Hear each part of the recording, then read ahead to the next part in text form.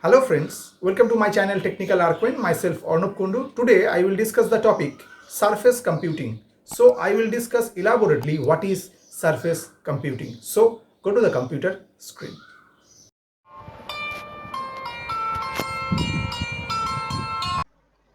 Today I will discuss the topic surface computing. Okay. So at first we should know what is surface computing.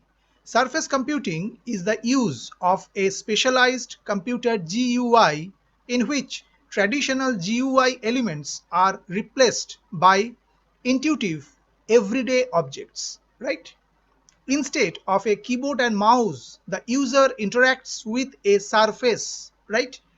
Typically, the surface is a touch sensitive screen. Though other surface types like non-flat three-dimensional objects have been implemented as well, right? It has been said that this more closely replicates the familiar hands-on experience of everyday object manipulation, right? The surface is horizontal display on a table like form, right? Approximately 30 inches diagonal display in table like form factor. Okay, that is easy for an individuals or multiple people interact with just like in the real world. Okay, the intuitive user interface works without a traditional mouse or keyboard, allowing people to interact with content and information on their own or collaboratively with their friends and families, just like in the real world. Okay, from digital finger painting to a virtual concierge, Surface brings natural interaction to the digital world in a new and exciting way. Okay, surface computing is a new way of working with computers that moves beyond the traditional mouse and keyboard experience. Okay, it is a natural user interface that allows people to interact with the digital content the same way they have interacted with everyday items such as photos, paintbrushes, and music their entire life with their hands, with gestures, and by putting real world objects on the surface, right?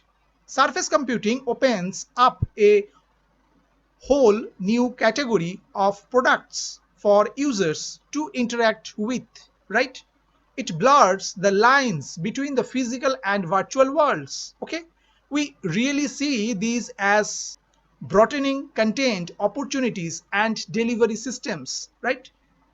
Surface computing is a powerful movement. Okay, in fact, it is as significant as the move from DOS to GUI. Okay, it is about technology adapting to the user rather than the user adapting to the technology. Okay,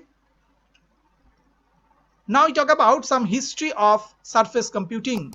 In 2001, Stevie Bethacci of Microsoft Hardware and Andy Wilson of Microsoft Research began working together on various projects that took advantage of their complementary expertise in the areas of hardware and software. Okay, in one of their regular brainstorm sessions, they started talking about an idea for an interactive table that could understand the manipulation of physical pieces and at the same time practical for everyone to use, right? In 9th October 2001, a virtual team was formed to fully pursue bringing the idea to the next stage of development. Batachi and Wilson were key members of the team. Okay, by late 2004, a number of different experimental prototypes were built, including the tube model, which was encased in a rounded plastic cell, a desk height model with a square top and cloth covered sides, and even a bar height model that could be used while standing, right? After extensive testing and user research, The final hardware design was finalized in 2005, right? Now we talk about key attributes of surface computing. Surface computing features four key attributes, and like direct interaction, users can actually grab digital information with their hands and interact with content through touch and gesture without the use of a mouse or keyboard. Okay? Multi-touch contact. Surface computing recognizes many points of contact simultaneously, not just from one finger as with a typical touch screen, but up to dozens and dozens of items at once, right? Multi-user experience. The horizontal form factor makes it easy for several people to gather around surface computers together, providing a collaborative face-to-face computing experience, right? Object recognition. Users can place physical objects on the surface to trigger different types of digital responses, including the transfer of digital content, right? Now we talk about technology behind surface computing. The technology allows non-digital objects to be used as input devices, right? This is made possible by the fact that in using cameras for input, the system does not rely on restrictive properties required of conventional touch screen or touchpad devices such as the capacitance, electrical resistance, or temperature, etc. Right? The computer's vision is created by a near infrared 850 nanometer wavelength LED light source aimed at the surface. Right? When an object touches the tabletop, the light is reflected to multiple infrared cameras, allowing it to sense and react to items touching the tabletop. Right? Now we talk about internal design of Surface computer. Essentially, Microsoft Surface is a computer embedded in a medium-sized table with a large flat display on top that is touch sensitive, right? Table about 3 feet high with a solid base that hides a fairly standard computer equipped with the following components like screen, infrared emitter, CPU, and projector. So first I discuss about screen. A diffuser turns the surface's acrylic tabletop into a large horizontal multi-touch screen capable of processing multiple inputs from multiple users, right? The surface can also recognize objects by their shapes or by reading coded domino tags, right? Next component, infrared emitter. Surface's machine vision operates in the near infrared spectrum using an 850 nanometer wavelength LED light source aimed at the screen, right? When objects touch the tabletop, the light reflects back and is picked up by multiple infrared cameras, right? Third components, CPU. Surface uses many of the same components found in everyday desktop computers. Wireless communication with devices on the surface is handled using Wi-Fi and Bluetooth antennas, right?